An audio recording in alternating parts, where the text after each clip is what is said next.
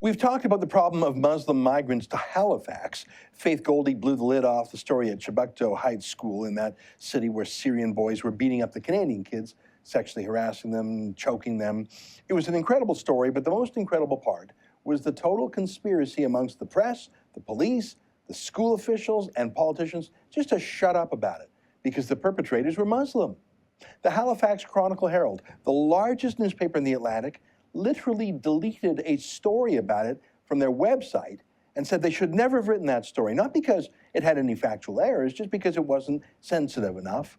So rape culture is bad, and bullying is bad, and shaming victims and silencing victims is bad, unless they're white girls being molested by Syrians. Well, look at the news from Halifax today. Here's the CBC's Brett Ruskin.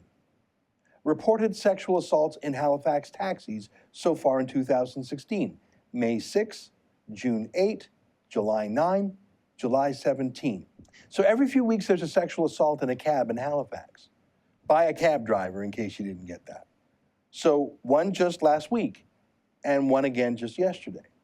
Here's the story from yesterday's sexual assault. The CBC describes the suspect as, quote, a soft-spoken Middle Easterner who has a scruffy beard and a big nose. Yeah, Middle Easterner, color me shocked. It's pretty much word for word how the Halifax police described him in a news release, a soft-spoken Middle Eastern man with a scruffy beard. Well, back to the Halifax Chronicle-Herald. Pretty tough to ignore a sexual assault spree in a city of about 400,000 people. So they had this story today. They had to write it. They said, Halifax police seek driver of taxi van accused of groping 22-year-old woman. Okay, that's the headline. But how did they describe this man? Let me read him to you. The driver is described as a soft-spoken man with a thin-build, black hair, scruffy beard, and big nose. Hang on, they deleted the Middle Eastern part.